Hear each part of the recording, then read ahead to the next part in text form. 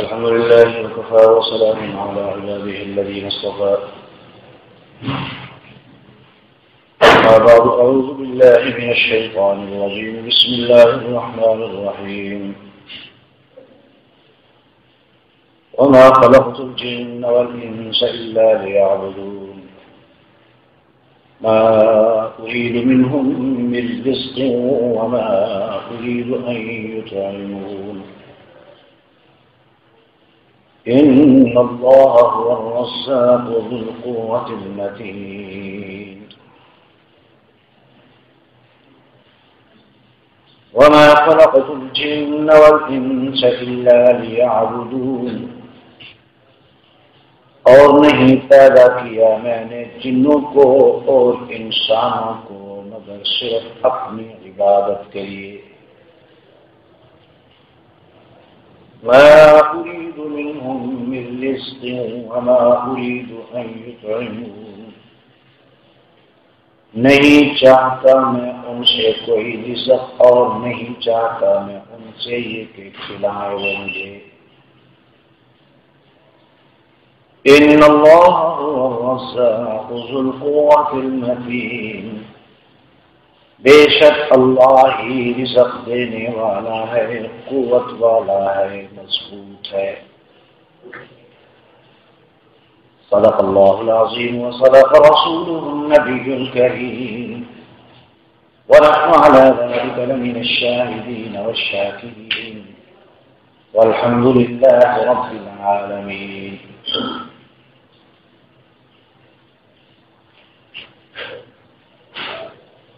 برادران اہل سنت والجماعت، محترم بزرگوں، قابل احترام ساتھیوں، عزیز نوجوان بھائیوں،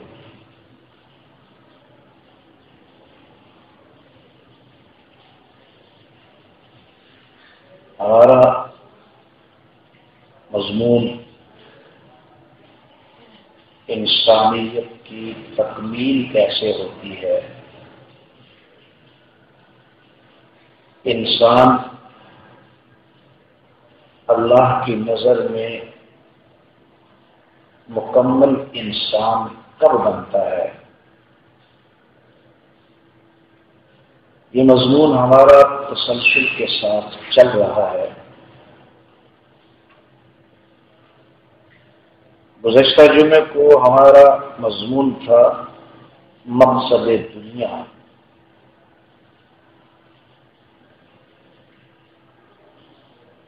کیونکہ انسان کی انسانیت چار چیزوں سے مکمل ہوتی ہے. وہ اپنے آپ کو پہچانے، میں دنیا میں کیوں آیا ہوں. وہ اپنے رب کو پہچانے، میرا رب کون ہے، اس کے تقاضے کیا ہیں. وہ اس دنیا کو پہچانے، آخرت کو پہچانے. جو انسان ان چار چیزوں کی مکمل پہچان حاصل کر کے اس کے مطابق زندگی بسر کرتا ہے، اللہ کی نظر میں وہی انسان کامل اور مکمل.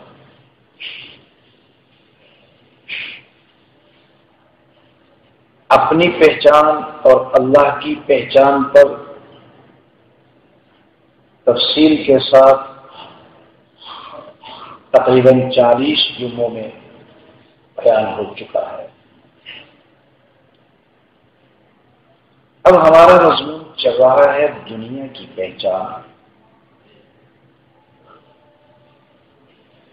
اس میں 3 چیزوں کا جاننا ضروری ہے. اس دنیا کی حقیقت کیا ہے، اس دنیا کا مقصد کیا ہے، اس دنیا کا انجام کیا ہے. دنیا کی حقیقت پر بھی ہم تفصیل کے ساتھ گفتگو کر چکے ہیں، اور دنیا کے مقصد پر کچھ چیزیں گزشتہ جمعے کو بیان ہوئی تھی، کچھ چیزیں آج بیان ہوئی.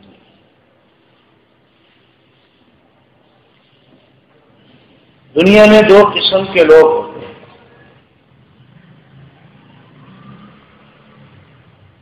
ایک ہوتے ہیں جن کی نظر اس دنیا کی چیزوں کے ظاہر پر ہوتی ہے. یہ پھول کتنا خوبصورت ہے، یہ پہاڑ کتنا مضبوط ہے، یہ آم کتنا لذیذ ہے.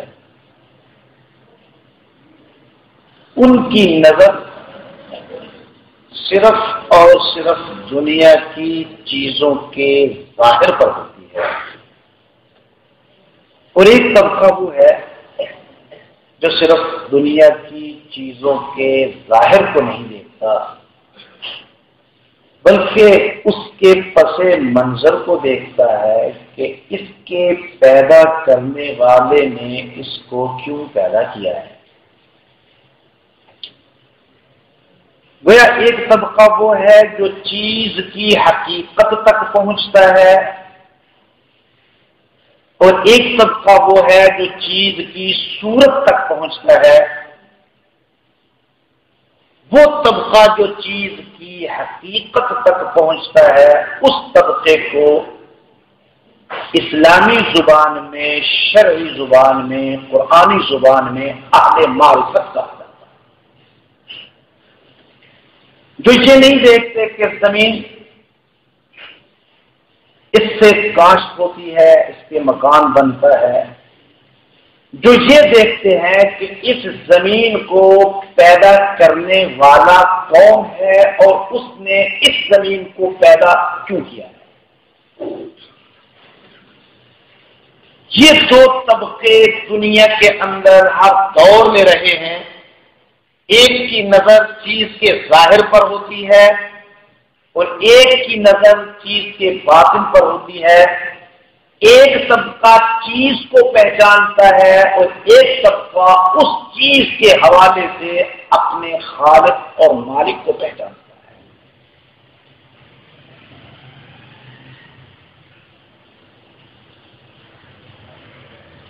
اور ہر دور کے اندر یہ دونوں طبقے موجود رہے ہیں. میں گزشتہ جمعے کو بیان کر چکا ہوں. اصل چیز اللہ کی معرفت ہے اور اللہ رب العزت ان آیات کریمات میں یہی بیان فرما رہے ہیں وما خلقت الجن والانس الا ليعبدون. اللہ نے جنوں اور انسانوں کو صرف اور صرف اور صرف اپنی عبادت کے لیے پیدا کیا. زمین بندے کے لیے ہے، بندہ رب کے لیے ہے. پہاڑ بندے کے لیے ہے، بندہ رب کے لیے ہے. سورج بندے کے لیے ہے، بندہ رب کے لیے ہے. چاند بندے کے لیے ہے، بندہ رب کے لیے ہے. بارش بندے کے لیے ہے، بندہ رب کے لیے ہے. جانور بندے کے لیے ہیں، بندہ رب کے لیے ہے. کھیتیاں بندے کے لیے ہے، بندہ رب کے لیے ہے. اللہ ایک چیز قرآن پاک کے اندر اپنے بندے کو سمجھانا چاہتا ہے. یہ کائنات کے اندر جو چیزیں موجود ہیں ہم نے تیری ضرورت کے لیے پیدا کی ہیں، لیکن تجھے ہم نے صرف اور صرف اپنے لیے پیدا کیا ہے. یہ ہے وہ معرفت، یہ ہے وہ حقیقت کہ اللہ کا بندہ ہر چیز کے پیچھے اپنے رب کی قدرتوں اور حکمتوں کو دیکھتا ہے. آسمان کھڑا ہے، بندہ سوچتا ہے اس آسمان کو بغیر کسی سہارے کے کھڑا کرنے والے کی قدرت کیا ہے. کوئی سہارا نہیں نیچے، کوئی ستون نہیں، بغیر کسی سہارے کے اتنا بڑا آسمان کھڑا کرنے والا کتنی قدرتوں کا مالک ہے. وہ ٹنوں پانی اٹھا کے ہوا کے اندر پھرنے والے بادل، ویسے تو بادل ہمیں ہوا کے جھونکے کی طرح نظر آتے ہیں، لیکن جب برستے ہیں تو پتہ چلتا ہے ان کے اندر گوشت کتنا تھا۔ ہر گلی، ہر سڑک، ہر نالا، ہر دریا، ہر نہر پانی پانی ہو جاتی ہے۔ اس وقت پتہ چلتا ہے کہ یہ بادل جو فضا کے اندر تیرتا ہوا، مجھے ایک ہوا کا جھونکا نظر آتا تھا، اس کے اندر بوجھ کتنا تھا۔ دیکھنے والا بادل کو دیکھتا ہے، لیکن معرفت والا دیکھتا ہے وہ کتنی قدرتوں والا ہے جس نے اتنے بوجھل بادلوں کو ہوا پہ کھڑا کر رکھا ہے۔ ہوائیں اس کو لے کے جاتی ہیں، کبھی مشرق سے مغرب کی طرف، کبھی مغرب سے مشرق کی طرف، کبھی شمال سے جنوب کی طرف، کبھی جنوب سے شمال کی طرف۔ اہل معرفت اس کے پیچھے اپنے رب کو پہچانتے ہیں۔ اب کیسے معلوم ہے؟ میں گزشتہ جمعے بیان اسی مضمون کو آگے چلا رہا ہوں۔ اللہ بندے کے دل کے اندر اپنی محبت چاہتا ہے، مال کی نہیں۔ بندہ اللہ اپنے بندے کے دل کے اندر اپنی محبت کا تقاضا کرتا ہے، اولاد کی نہیں۔ اللہ کا تقاضا ہے میری محبت تیرے دل کے اندر اتنی ہو کہ جب میرا تقاضا ہو تو مال قربان کر دے، جب میرا تقاضا ہو اولاد قربان کر دے، جب میرا تقاضا ہو اپنی جان قربان کر دے۔ اللہ رب العزت بندے کے دل کے اندر صرف اور صرف اپنی محبت پیدا کرنا چاہتا ہے، اور باقی چیزوں کی محبت صرف اتنی کہ جس وقت اللہ کا تقاضا ہو اس وقت اپنی ہر اس چیز کو اللہ کی اس محبت پر قربان کر دے جو محبت خداوند کائنات کا تقاضا ہے۔ سیدنا امام صدیق اکبر رضی اللہ تعالی عنہ کو صدیق کا مقام کیوں ملا؟ اللہ رب العزت ایمان والوں کے 4 درجے بیان کرتے ہیں قرآن پاک میں۔ اولئک مع الذین انعم اللہ علیہم من النبیین والصدیقین والشہداء والصالحین۔ 4 درجے بیان کرتا ہے، اور نبوت کے بعد سب سے زیادہ درجہ صدیقین کا ہے، اور صدیق کو یہ مقام کیوں ملتا ہے؟ جس طرح نبی اپنے گھر کے اندر دنیا کے مال کو نہیں رکھتا، اسی طرح صدیق بھی اپنے گھر کے اندر مال نہیں رکھتا۔ اللہ کے رسول کا تقاضا ہوتا ہے سارا مال اٹھا کے رسول کے قدموں میں رکھ دیتا ہے اور کہہ دیتا ہے اپنے گھر کے اندر اللہ اور اس کے رسول کی محبت چھوڑ دیا۔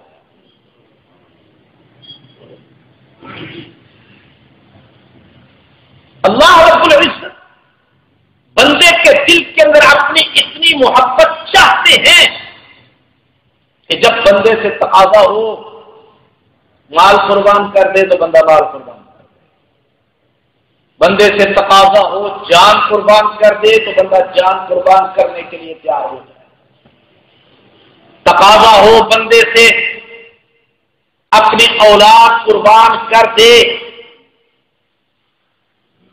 قربانی کے ایام آ رہے ہیں، اللہ تمام مسلمانوں کو توفیق عطا فرمائے۔ اس قربانی کے پیچھے بھی تو خداوند کائنات ایک سبق دے رہے ہیں۔ اللہ کا قرآن کہتا ہے لِكُلِّ أُمَّةٍ جَعَلْنَا مَنسَكًا، ہم نے ہر امت پر قربانی کو لازم قرار دیا ہے۔ قربانی نوح علیہ السلام نے بھی دی ہے، قربانی آدم علیہ السلام نے بھی دی ہے، قربانی موسیٰ علیہ السلام نے بھی دی ہے، قربانی عیسیٰ علیہ السلام نے بھی دی ہے، قربانی ایوب علیہ السلام نے بھی دی ہے، قربانی یعقوب علیہ السلام نے بھی دی ہے، قربانی یوسف علیہ السلام نے بھی دی ہے، لیکن جب میری باری آتی ہے اللہ مجھ سے قربانی کا تقاضا کرتے ہیں، مجھے یہ نہیں کہتے کہ یہ جو قربانی تو دے رہا ہے یہ آدم کی سنت ہے، اللہ یہ نہیں کہتے کہ یہ جو قربانی تو دے رہا ہے یہ نوح کی سنت ہے، اللہ یہ نہیں کہتے کہ یہ جو قربانی تو دے رہا ہے یہ موسیٰ کی سنت ہے، بلکہ اللہ کہتے ہیں یہ قربانی جو تو دے رہا ہے ابراہیم کی سنت ہے، سنت ابیکم ابراہیم۔ کیوں؟ آدم نے جانور کی قربانی دی، نوح علیہ السلام نے جانور کی قربانی دی، موسیٰ علیہ السلام نے جانور کی قربانی دی، عیسیٰ علیہ السلام نے جانور کی قربانی دی تھی، اور ابراہیم قربانی کے لیے کس کو لے کے گیا تھا؟ مجھے اللہ کریم فرماتے ہیں قربانی تو تمام امتوں نے دی ہے، لکل امت جعلنا منسکا، ہر امت نے قربانی دی، ہر امت سے اللہ نے قربانی مانگی ہے، لیکن تجھ سے جو قربانی کا تقاضا کر رہا ہے اس کو ذہن میں رکھنا، سنت ابیکم ابراہیم، یہ تمہارے باپ ابراہیم کی سنت ہے۔ وہ اللہ میرے دل میں قربانی کے عنوان سے یہ بات ڈالنی چاہتا ہے، اگر کسی مقام پہ میں تجھ سے ابراہیم کی طرح بیٹے کی قربانی مانگوں تو آئیں بائیں شائیں نہ کرنا، قربانی کے لیے تیار ہو جانا۔ یہی خداوند کائنات کا مقصد ہے انسان کو پیدا کرنے کا۔ اللہ اپنے دل کے اندر اپنی محبت چاہتا ہے۔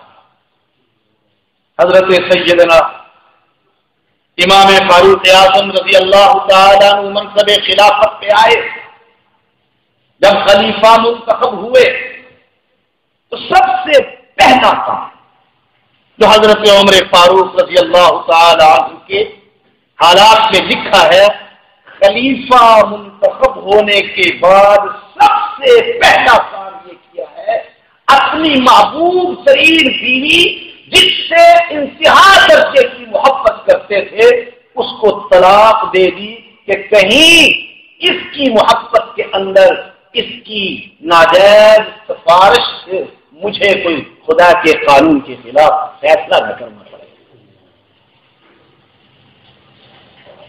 غور کرنے کا مقام ہے، اللہ اپنے بندے کے دل کے اندر وہی محبت چاہتا ہے۔ اور امام غزالی رحمہ اللہ تعالی فرماتے ہیں کیسے پتہ چلے بندے کے دل کے اندر اللہ کی محبت زیادہ ہے یا دنیا کی؟ امام غزالی رحمہ اللہ تعالی نے دو چیزیں بیان کی ہیں، اگر اس کا دل گناہ کی طرف راغب زیادہ ہے، معصیت کی طرف راغب ہے، تو یہ دلیل ہے اس بات کی کہ اس کے دل کے اندر دنیا کی محبت ہے، اور اگر اس کا دل اللہ اور رسول کی اطاعت کی طرف زیادہ مائل ہے تو یہ دلیل ہے اس بات کی اس کے دل کے اندر اللہ کی محبت زیادہ ہے۔ اگر گناہ کی رغبت زیادہ ہے، معصیت کی رغبت زیادہ ہے، نافرمانی کی رغبت زیادہ ہے، تو یہ اس بات کی دلیل ہے کہ اس کے دل کے اندر دنیا کی محبت زیادہ ہے، اور اگر اس کا دل اطاعت کی طرف جاتا ہے، فرما برداری کی طرف راغب ہے، تو یہ دلیل ہے اس بات کی کہ اس کے دل کے اندر اللہ اور رسول کی محبت ہے۔ دوسری چیز امام غزالی رحمہ اللہ تعالی فرماتے ہیں اگر اس کو گناہ میں مزہ زیادہ آتا ہے تو دلیل ہے اس بات کی اس کے دل کے اندر دنیا کی محبت زیادہ ہے، اور اگر اس کو عبادت میں زیادہ مزہ آتا ہے، عبادت میں زیادہ لذت آتی ہے، تو یقین کر لے اس کے دل کے اندر اللہ کی محبت زیادہ ہے۔ یہ دو پیمانے، ہمیں دیکھنا ہے ہمارے دل کے اندر رغبت گناہ کی زیادہ ہے یا اطاعت. ہمیں جائزہ لینا ہے کہ ہمیں عبادت میں زیادہ مزہ آتا ہے یا گناہ میں. یہ دو پیمانے دے دیے. ان دو پیمانوں کے ذریعے ہر آدمی اپنے آپ کو پرکھ سکتا ہے، جانچ سکتا ہے، دیکھ سکتا ہے میرے دل کے اندر خدا کی محبت زیادہ ہے یا دنیا کی محبت زیادہ ہے. یہ دو بڑے آسان سے پیمانے ہیں. اس تمام چیز کا تعلق اللہ رب العزت نے اس وجود کے اندر جو مشینری فٹ کی ہے اس کے اندر ایک چھوٹا سا ٹکڑا ہے جس کے بارے میں حضور علیہ الصلوۃ والسلام فرماتے ہیں اذا صلحت صلحت كله واذا فسدت فسدت كله. وہ بگڑ جائے تو جسم بگڑتا ہے، وہ سنور جائے تو جسم سنور جاتا ہے. ایک چھوٹا سا ٹکڑا اس کے اندر بگاڑ پیدا ہو جائے تو پورا جسم بگڑ جاتا ہے. وہ سنور جائے تو پورا جسم سنور جاتا ہے. صحابہ نے پوچھا یا رسول اللہ صلی اللہ علیہ وسلم وہ ٹکڑا کون سا ہے؟ فرمایا ہی القلب، ہی القلب، ہی القلب. وہ دل ہے، وہ دل ہے، وہ دل ہے. دل سمجھ جائے آنکھ سمجھ جائے گی، دل سمجھ جائے کام سمجھ جائے گا، دل سمجھ جائے ہاتھ سمجھ جائیں گے، دل سمجھ جائے پاؤں سمجھ جائے گا. دل بگڑ گیا آنکھ بگڑ گئی، دل بگڑ گیا کان بگڑ گئے، دل بگڑ گیا ہاتھ بگڑ گئے، دل بگڑ گیا پاؤں بگڑ گئے. وہ ایک ٹکڑا ہے چھوٹا سا جسم کے اندر، وہ صحیح ہو جائے جسم صحیح ہے، وہ بگڑ جائے جسم بگڑ جاتا ہے. اس کے اندر خواہشات آ جائیں. مرکز ایک ہی ہے، یہ بات یاد رکھیے. خواہشات کا مرکز بھی یہی ہے اور اللہ کی اطاعت کا مرکز بھی یہی ہے. خواہشات کا مرکز بھی یہی ہے، دنیا کی خواہشات کا. گناہ کا مرکز بھی یہی ہے، نیکی کا مرکز بھی یہی ہے، اطاعت کا مرکز بھی یہی ہے، نافرمانی کا مرکز بھی یہی ہے. اسی لیے تو خدا کا پیغمبر یہ کہہ رہا ہے اس ٹکڑے کی حفاظت کر. یہی ٹکڑا ہے، سنور گیا تو تو بھی سنور جائے گا. یہی ٹکڑا ہے، بگڑ گیا تو تو بھی بگڑ جائے گا. آنکھ اسی طرف اٹھے گی جس طرف یہ آرڈر دے گا. کان وہی سنے گا جس کی طرف یہ لے جائے گا. یہ قرآن کی طرف مائل کرے گا تو کان قرآن ہی سنے گا. یہ گانے کی طرف مائل کرے گا تو کان گانا ہی سنے گا. فرمایا یہ ٹکڑا، اس ٹکڑے کی حفاظت کرو. اور اللہ رب العزت نے اس ٹکڑے کو بڑے محفوظ مقام پہ سنبھال کے رکھا. وہ ٹکڑا آنکھ کی طرح نمایاں نہیں ہے. یہ اللہ رب العزت کی حکمت ہے. آنکھ کی برائی پکڑی جاتی ہے، دیکھنے والا پکڑ سکتا ہے. اس وقت آنکھ اس برائی میں مبتلا ہے. کان کی برائی پکڑی جا سکتی ہے، ہاتھ کی برائی پکڑی جا سکتی ہے، پاؤں کی برائی پکڑی جا سکتی ہے. اس کی برائی اور اچھائی کا کسی کو پتہ نہیں. مجھے نہیں پتا آپ کے دل میں کیا ہے، آپ کو نہیں پتا میرے دل میں.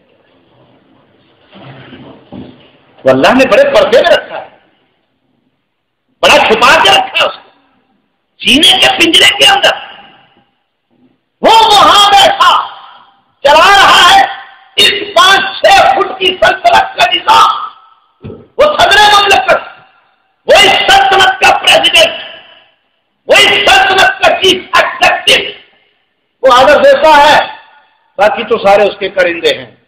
ہاتھ ہیں تو اس کے کرندے ہیں، آنکھ ہے تو اس کی کرندہ ہے، کان ہے تو اس کے کرندے ہیں، پاؤں ہے تو اس کے کرندے ہیں، زبان ہے تو اس کی کرندہ ہے. سارے کے سارے اس کے کرندے ہیں. فرمایا اگر سنورنا چاہتے ہو اس کو سنوارو، سنور جاؤ گے. اگر اس کو نہیں سنوارو گے بگڑ جاؤ گے۔ یہ خداوند کائنات نے حضور علیہ الصلوۃ والسلام کے ذریعے اس کی نشاندہی کر دی کہ تمہارے جسم کے اندر نظام کو سنوارنے اور بگاڑنے کا مرکز کون سا ہے۔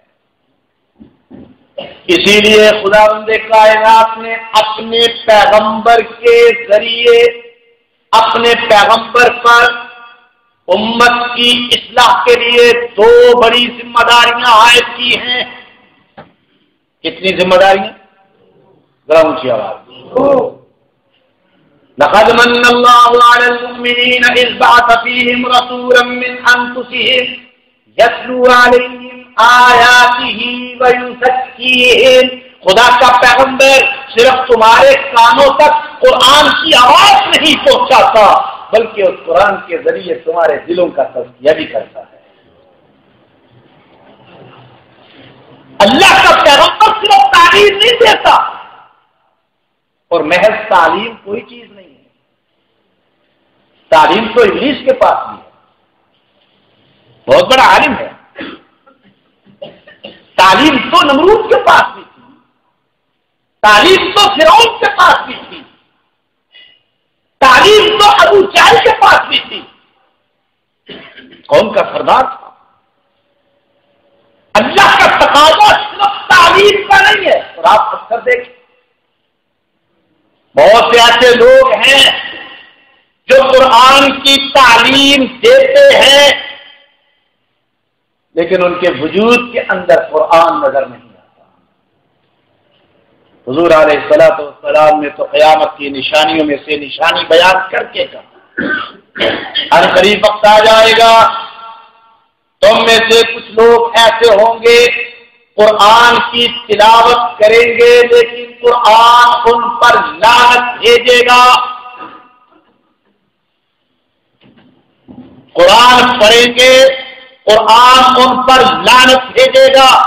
صحابہ نے پوچھا یا رسول اللہ صلی اللہ علیہ وسلم، قرآن نہ پڑھنے والوں پر تو قرآن کی لعنت ہو جاتی ہے، قرآن پڑھنے والوں پر بھی قرآن لعنت بھیجے گا؟ فرمایا ہاں، والذی نفس محمد بیدہ، مجھے ذات کی قسم جس کے قبضے میں میری جان ہے، جب میری امت کے اندر ایسے افراد پیدا ہو جائیں گے جو قرآن پڑھیں گے لیکن قرآن ان کے اس حلق سے نیچے نہیں اترے گا، وہ قرآن اس پڑھنے والے پر لعنت بھیجے گا۔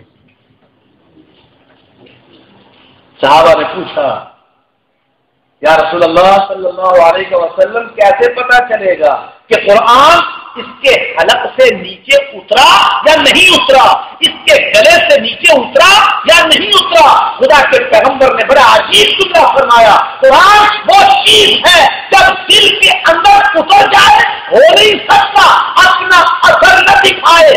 اگر اس قرآن کا اثر اس کے چہرے پر آ جائے، اس کے لباس میں، اس کے اخلاق میں، اس کے کردار کے اندر قرآن کا اثر آ جائے، یقین کر لو کہ اب قرآن اس پہ رحمت بھیج رہا ہے۔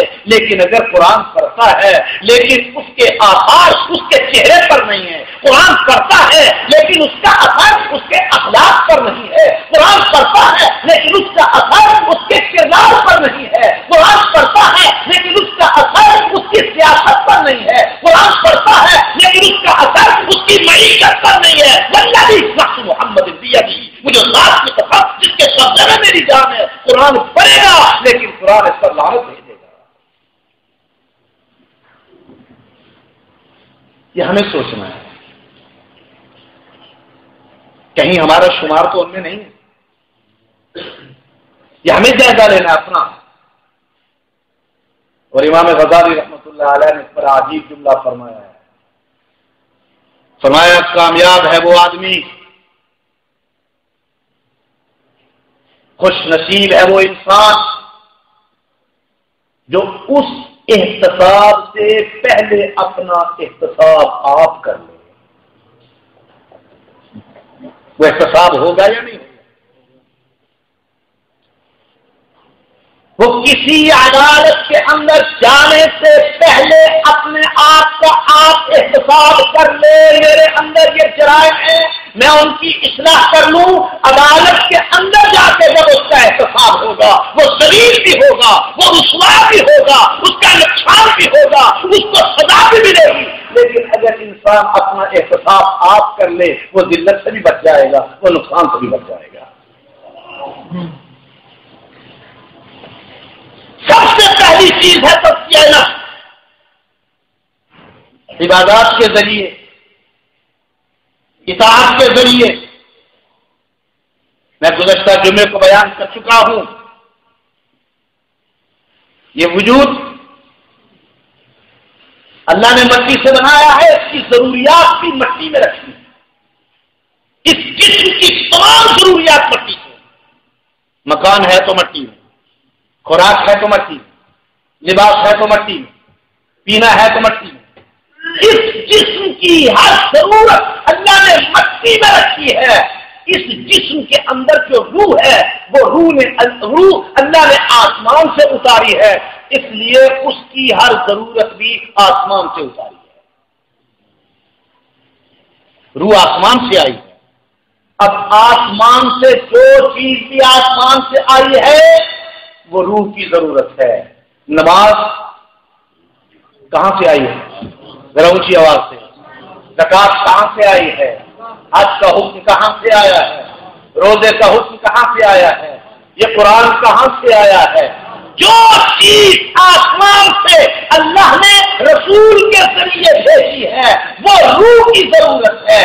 روح کی ضرورت اس سے پوری ہوگی، جسم کی ضرورت زمین سے پوری ہوگی۔ اللہ رب العزت یہ چاہتے ہیں تیرے جسم کا یہ ٹکڑا پاک ہو جائے، یہ پاک ہو گیا، آنکھ پاک ہو گئی، یہ پاک ہو گیا، کان پاک ہو گیا، یہ پاک ہو گیا، ہاتھ پاک ہو گئے، یہ پاک ہو گیا، پاؤں پاک ہو گئے، زبان پاک ہو گئی، یہ پلیت ہو گیا، تیری زبان بھی پلیت ہو گئی، یہ پلیت ہو گیا، تیری آنکھ بھی پلیت ہو گئی، یہ پلیت ہو گیا، تیرے کان بھی پلیت ہو گئے۔ فرمایا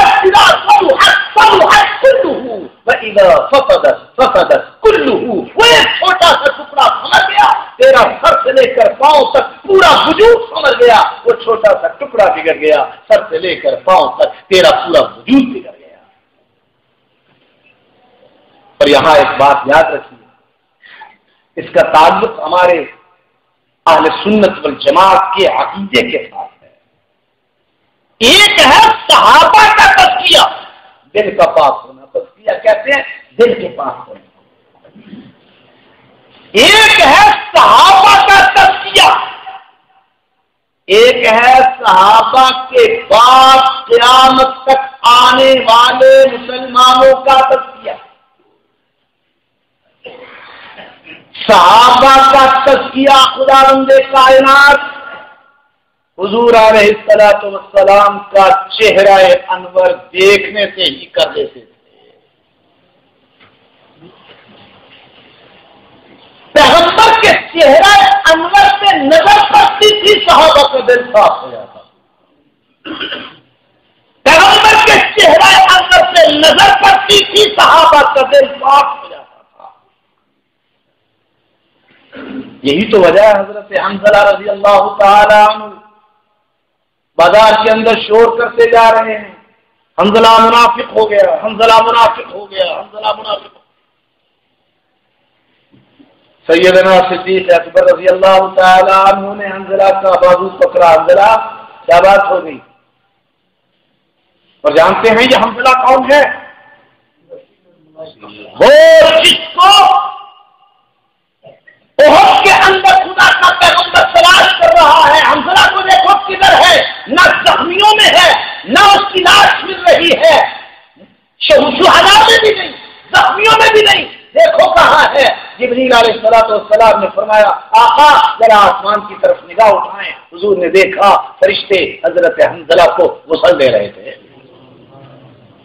وہ وسیل الملائک بازار کے اندر جا رہا ہے، شور کر رہا ہے، حنظلہ منافق ہو گیا، حنظلہ منافق ہو گیا، حنظلہ منافق ہو گیا۔ صدیق اکبر نے پوچھا حنظلہ کیسے منافق ہو گیا؟ کیا بات محسوس کی تو نے؟ حضرت حنظلہ رضی اللہ تعالی عنہ نے کہا ابو بکر میں جب پیغمبر کی مجلس میں ہوتا ہوں میرے دل کی کیفیت اور ہوتی ہے، جب گھر میں ہوتا ہوں میرے دل کی کیفیت کچھ اور ہوتی ہے۔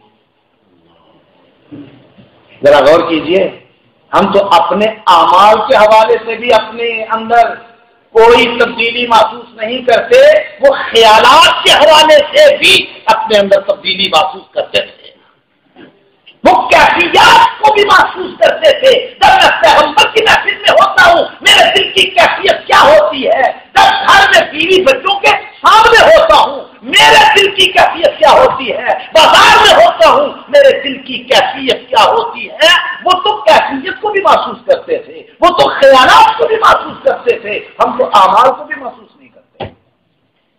ہم نے تو کبھی یہ بھی نہیں سوچا کہ مسجد کے اندر ہوتے ہیں تو ہمارا عمل کیا ہوتا ہے، بازار کے اندر ہوتے ہیں تو ہمارا عمل کیا ہوتا ہے۔ سیدنا صدیق اکبر رضی اللہ تعالیٰ عنہ نے کہا حنظلہ یہ کیفیت تو میری بھی ہے۔ ان کے دلوں کے اندر منافقت نہیں تھی، ان کے دلوں کے اندر انانیت نہیں تھی۔ سیدنا صدیق اکبر رضی اللہ تعالیٰ عنہ جیسا آدمی کھل کے کہہ رہا ہے حنظلہ یہ تو کیفیت میرے دل کی بھی ہے، جو حضور کی مجلس میں ہوتے ہیں دل کی کیفیت اور ہوتی ہے، باہر جاتے ہیں تو کیفیت کچھ اور ہوتی ہے۔ چلو چل کے حضور علیہ السلام سے پوچھتے ہیں۔ حضور علیہ السلام کی خدمت میں حاضر ہوئے، یا رسول اللہ صلی اللہ علیہ وسلم یہ مسئلہ درپیش آ گیا ہے، آپ کی محفل میں ہوتے ہیں، آپ کی مجلس میں ہوتے ہیں، آپ کی صحبت میں ہوتے ہیں، ہمارے دلوں کی کیفیت کچھ اور ہوتی ہے، جب اپنے بال بچوں کے پاس جاتے ہیں، جب اپنے گھروں میں جاتے ہیں، جب باہر نکلتے ہیں ہمارے دلوں کی کیفیت اور ہوتی ہے۔ حضور علیہ السلام مسکرائے، فرمایا سنو، جو کیفیت میری مجلس کے اندر تمہارے دلوں کی ہوتی ہے، اگر باہر بازار کے اندر بھی تمہارے دلوں کی کیفیت وہی ہو تو پیدا کرنے والے کی قسم آسمان کے فرشتے بازاروں کے اندر آ کر تمہارے ساتھ مصافحہ کریں۔ اس سے معلوم ہوتا ہے کہ صحابہ کرام کہ دلوں کا تزکیہ پیغمبر کے چہرہ انور کو دیکھ کے ہو جاتا تھا۔ اگر باہر کی دنیا میں کوئی خیالات میں تبدیلی آتی تھی نا، اعمال میں تو نہیں آتی تھی، خیالات میں اگر کوئی تبدیلی آتی تھی نا تو وہ پیغمبر کی محفل میں جا کے وہ خیالات کی صاف بات ہو جاتے تھے۔ اللہ رب العزت نے ابتدا میں بڑا سخت حکم دیا تھا، للہ ما فی السماوات وما فی الارض وان تبدوا ما فی انفسکم او تخفوه یحاسبکم بہ اللہ۔ سن لو، جو کچھ اپنا عمل تم ظاہر کرو گے اور جو کچھ اپنے دلوں کے اندر چھپاؤ گے اللہ تم سے ہر اس چیز کا حساب لے گا۔ ابتدا میں خداوند کائنات نے یہ حکم دیا، میرے دل کے اندر ایک خیال آیا ہے برائی کا، چوری کا خیال ہے۔ اب دو ہی صورتیں ہیں، یا تو وہ خیال ہی رہے یا میں اس خیال سے عمل کر گزروں اور کوئی چوری کروں، دو ہی صورتیں ہیں۔ اللہ فرما رہے ہیں وہ خیال جو تیرے دل کے اندر آیا ہے اگر وہ ظاہر ہو گیا پھر بھی پکڑ ہوگی، اگر ظاہر نہیں ہوا دل کے اندر ہی رہا پھر بھی پکڑ ہوگی۔ یحاسبکم اللہ، اللہ تم سے حساب لے گا۔ صحابہ رو پڑے، روتے ہوئے حضور علیہ السلام کی خدمت میں حاضر ہوئے، یا رسول اللہ صلی اللہ علیہ وسلم یہ تو حکم بڑا سخت ہے، ہم انسان ہیں، انسان ہونے کے ناطے ہم معصوم تو نہیں ہیں، پیغمبر تو نہیں ہے، صاف دل تو پیغمبر کا ہوتا ہے، معصوم تو پیغمبر ہوتا ہے، ہم انسان ہیں، ہمارے دلوں کے اندر بسا اوقات برے خیال آ جاتے ہیں، ہم ان کو برا سمجھتے ہیں، اگر ان پر بھی خداوند کائنات نے حساب لے لیا تو بچنے کی کوئی شکل نہیں ہے۔ حضور نے خاموشی اختیار کی، خداوند کائنات نے دوسرا حکم دے دیا، لا یکلف اللہ نفسا الا وسعها۔ میرے پیغمبر اپنے صحابہ سے کہتے جو چیز تمہارے دلوں کے اندر ہوگی اور تم اس پر عمل نہیں کرتے، تم اس کو برا سمجھتے ہو. اب دل کے اندر کوئی خیال آ جانا وہ بات انسان کے کنٹرول میں نہیں. ہمارے ہاں آج کل ایک مسئلہ چل رہا ہے اور بڑے عرصے سے تقریباً 100 سال سے چل رہا ہے، 100 سال سے چل رہا ہے. مسئلہ کیا ہے کہ جی یہ دیوبندی جو ہیں ان کا عقیدہ یہ ہے کہ نماز کے اندر گدھے کا خیال آ جائے تو نماز نہیں ٹوٹتی، حضور علیہ الصلوۃ والسلام کا خیال آ جائے تو نماز ٹوٹ جاتی ہے.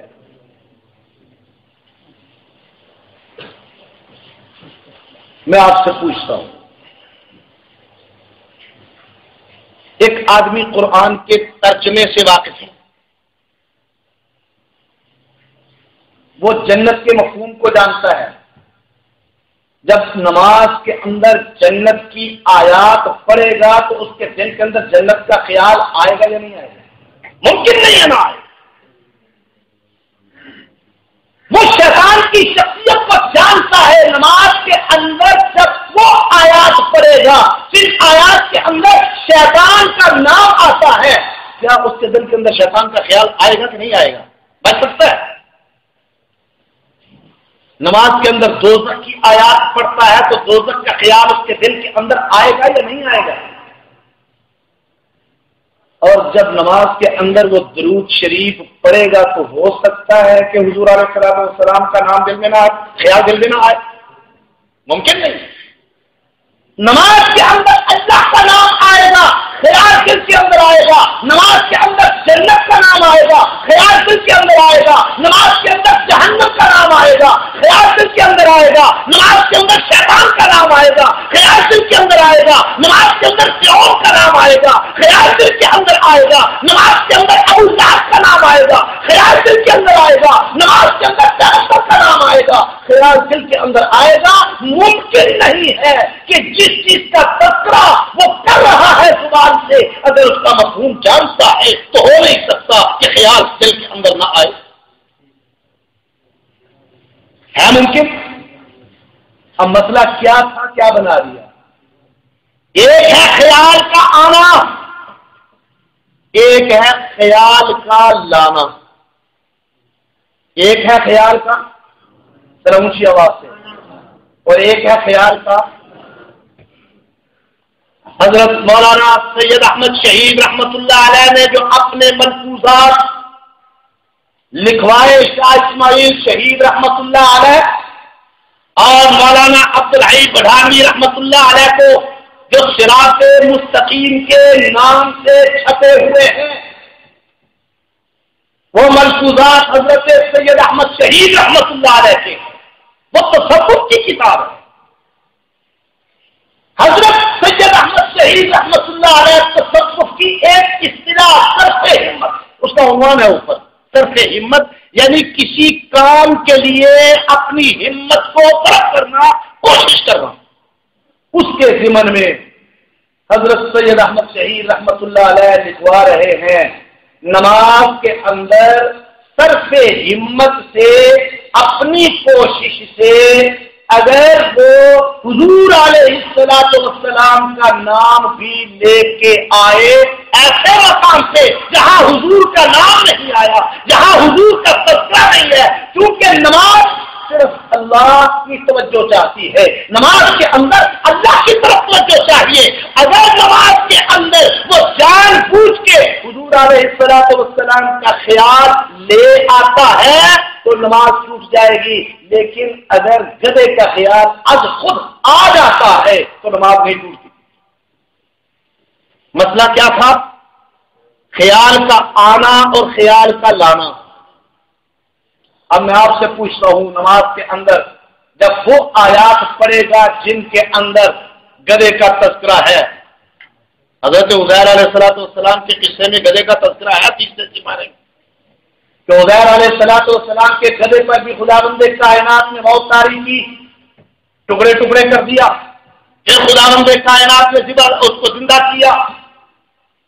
سوال یہ ہے کہ کیا جو گدھے کے نام کو جانتا ہے جب وہ آیات پڑھے گا تو اس کے دل کے اندر گدھے کا خیال آئے گا یا نہیں آئے گا؟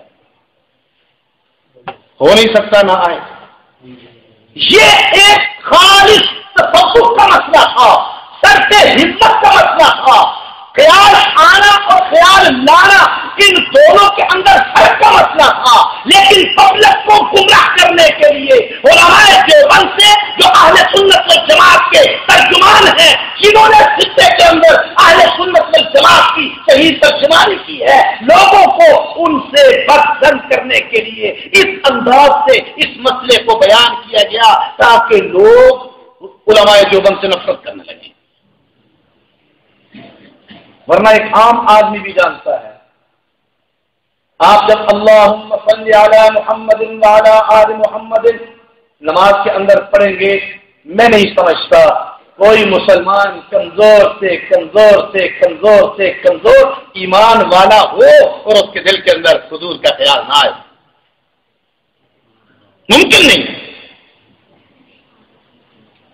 یہ ہے وہ مرکز، اللہ نے اس مرکز کی اصلاح کے لیے خدا کے پیغمبر کو بھیجا، دو ذمہ داریاں دے کے قرآن و سنت کی تعلیم بھی دے، دلوں کا تزکیہ بھی کرے، اور خداوند کائنات ایک بات سمجھاتے ہیں، برتن دو قسم کے ہوتے ہیں، ایک برتن صاف ہے اور خالی ہے، اس کے اندر اگر آپ 1 کلو 2 کلو 3 کلو دودھ ڈالیں گے تو وہ دودھ خالص ہوگا، لیکن برتن کے اندر اگر گندگی موجود ہے، اس کے اندر آپ 10 کلو دودھ بھی ڈالیں گے تو دودھ آلودہ ہوگا۔ اب ایک وہ لوگ تھے جن کے دلوں کے برتن خالی تھے، صحابہ کرام، خدا کے قرآن کی تعریف ان کے دلوں کے اندر آئی، پیغمبر کی سنت کی تعریف ان کے دلوں کے اندر آئی، خداوند کائنات نے ان کے خالی دلوں کے برتنوں کے اندر تعلیم ڈالی، تزکیہ ڈالا، تو وہ اتنا صاف ستھرا تھا کہ خداوند کائنات قرآن میں فرماتے ہیں فَإِنْ آمَنُوا بِمِثْلِ مَا آمَنْتُمْ بِهِ فَقَدِ اهْتَدَوْا۔ مجھے اپنی کبریائی کی قسم، اب قیامت تک آنے والا کوئی مسلمان اس وقت تک مسلمان ہو نہیں سکتا جب تک ان جیسا ایمان نہ لائے، اس وقت تک کوئی مومن نہیں ہو سکتا جب تک ان جیسا ایمان نہ لائے، اس وقت تک کسی کا عمل معتبر نہیں ہو سکتا جب تک ان جیسا عمل نہ کرے۔ معیار حق بنا دیا، صحابہ معیار حق و صداقت ہے،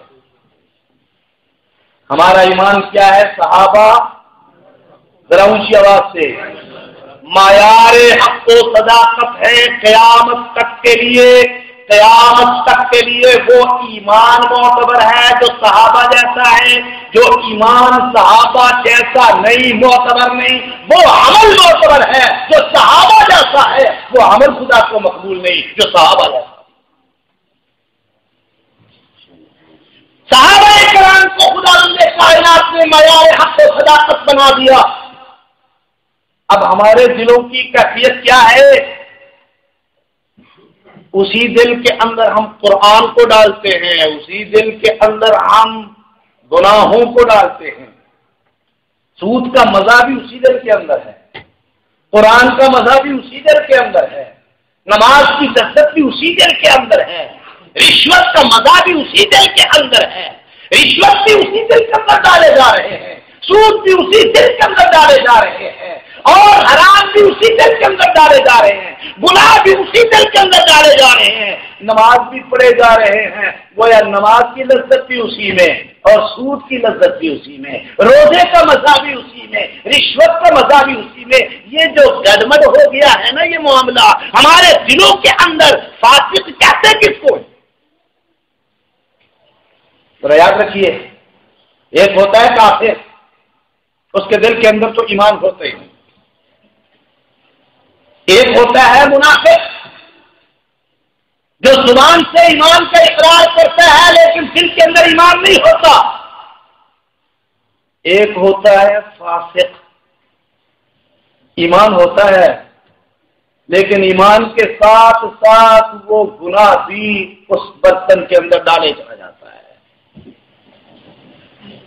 کلمہ پڑھتا ہے، اسلام کے تمام عقائد پر ایمان رکھتا ہے، اللہ اور اس کے رسول نے جس چیز پر ایمان لانے کا حکم دیا ہے وہ ایمان لاتا ہے، لیکن اس کے ساتھ چوری بھی کر رہا ہے، شراب بھی پی رہا ہے، سود بھی کھا رہا ہے، رشوت بھی کھا رہا ہے، وہ ہوتا ہے فاسق۔ اور حضور علیہ الصلوۃ والسلام نے فرمایا جس کے اندر ایمان ہے لیکن عمل اس کے برے ہیں، وہ اپنے برے اعمال کی سزا ضرور بھگتے گا اور بھگت کے پھر جنت میں جائے گا۔ اگر ایمان کامل ہے دل کے اندر، خداوند کائنات اس دل کے تزکیے کو حضور علیہ الصلوۃ والسلام کے ذریعے خداوند کائنات ایمان والوں کے دل کا تزکیہ چاہتے ہیں۔ صحابہ کا تزکیہ پیغمبر کی زیارت سے ہوتا تھا، ہمارا تزکیہ نماز سے ہوگا، ہمارا تزکیہ روزے سے ہوگا، ہمارا تزکیہ اللہ اور اس کے رسول کی اطاعت سے ہوگا۔ اور یہ بات یاد رکھیے، جتنی اطاعت زیادہ ہوگی اتنا دل صاف زیادہ ہوگا، جتنی اطاعت کم ہوگی اتنے دل کا تزکیہ کم ہوگا۔ ہمارا تزکیہ خدا کی اطاعت اور خدا کے رسول کی اطاعت میں ہے، ہمارا تزکیہ اب خدا میں کسی اور چیز پہ نہیں رکھا، ہمارا تزکیہ خدا اور خدا کے رسول کی اطاعت میں ہے۔ اور خداوند کائنات ایمان والوں کو اسی لیے اطاعت کی دعوت دیتے ہیں اور گناہوں کو ترک کرنے کا حکم دیتے ہیں۔ گناہوں کو ترک کر دو۔ دنیا کے اندر دو قسم کے لوگ ہیں، دونوں کا تذکرہ خداوند کائنات فرماتے ہیں۔ ایک طبقہ وہ ہے جو کہتا ہے ربنا آتنا فی الدنیا، ربنا آتنا، یا اللہ مجھے دنیا دے دے، یا اللہ مجھے کوٹھی دے دے، یا اللہ مجھے بنگلہ دے دے، یا اللہ مجھے فیکٹری دے دے، یا اللہ مجھے کارخانہ دے دے، یا اللہ فرانس کا ویزا دے دے، یا اللہ برطانیہ کا ویزا دے دے۔ اس کے بارے میں اللہ کیا کہتے ہیں؟ وَمَا لَهُ فِي الْآخِرَةِ مِنْ خَلَاقٍ، آخرت کے اندر اس کا کوئی حصہ نہیں ہے۔ وہ جو دنیا ہی طرف کر رہا ہے، دنیا ہی کے پیچھے بھاگ رہا ہے، بے شک مانگتا رب ہی سے ہے، لیکن مانگتا کیا ہے؟ مانگتا کس سے ہے؟ اللہ سے ہی مانگتا ہے۔ یہ بھی ایمان ہے، دینے والا ہوئی ہے، لیکن مانگتا صرف دنیا ہے۔ خداوند کائنات فرماتے ہیں وَمَا لَهُ فِي الْآخِرَةِ مِنْ خَلَاقٍ، اس کے لیے آخرت کے اندر ہمارے ہاں کوئی حصہ نہیں ہے۔ اور ایک دوسرا طبقہ ہے جو اللہ کی بارگاہ میں دعا کرتا ہے ربنا آتنا فی الدنیا حسنہ وفی الآخرۃ حسنہ، یا اللہ مجھے جو دنیا دے وہ بھی اچھی دے، جو آخرت دے وہ بھی اچھی دے۔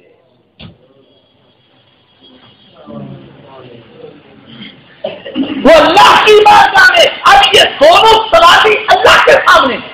وہ بھی اللہ کے سامنے سوالی ہے، یہ بھی اللہ کے سامنے سوالی ہے، وہ بھی رب سے مانگ رہا ہے، یہ بھی رب سے مانگ رہا ہے۔ فرق صرف یہ ہے وہ صرف دنیا مانگ رہا ہے، یہ دنیا نہیں مانگتا، بلکہ کہتا ہے رب آتنا فی الدنیا حسنہ، یا اللہ دنیا دے لیکن دنیا بھی اچھی دے جو تیری نظر میں اچھی ہو۔ مجھے وہ دنیا بھی نہیں چاہیے جو تیری نظر میں اچھی نہ ہو۔ یہ دوسرا طبقہ، خدا بندے کائنات چاہتے ہیں میرے بندے دنیا کے اس دوسرے طبقے کے اندر شامل ہو، دنیا مانگے لیکن اس کے ساتھ ایک شخص کے ساتھ، یا اللہ مجھے دنیا دے لیکن حسنہ جو اچھی ہو میرے لیے، میرے اہل و عیال کے لیے، میرے گھر والوں کے لیے اچھی ہو، اور آخرت تباہ کرنے والی نہ ہو۔ مجھے آخرت بھی دے اچھی دے، دنیا بھی دے اچھی دے۔ اب یہ ہم نے اپنا جائزہ لینا ہے۔ میں پچھلے جمعے بیان کر چکا ہوں کہ ایک طبقہ جو دنیا سے بالکل کنارہ کش ہو گیا، وہ ایک طبقہ وہ ہے جو دنیا کے پیچھے ہی بھاگ رہا ہے، دنیا کو بالکل نظر انداز کر دینا۔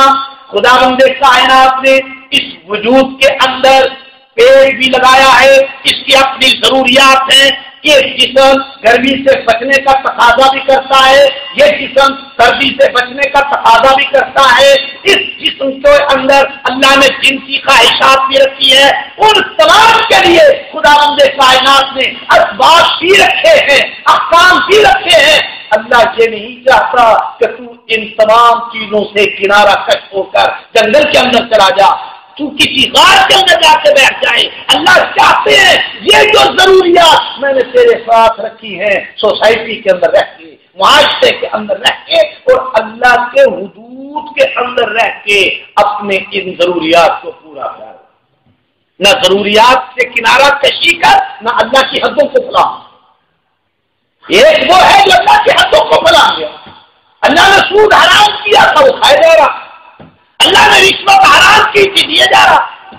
اللہ نے لوٹ مار سے منع کیا تھا، لوٹے جا رہا۔ اللہ نے ملاوٹ سے منع کیا تھا، کیے جا رہا۔ ایک وہ ہے جو اللہ کی حدوں کو توڑ رہا ہے، دوسرا وہ ہے جو دنیا سے بالکل کنارہ کش ہو گیا ہے۔ خدا بند کائنات دونوں کو پسند نہیں کرتے۔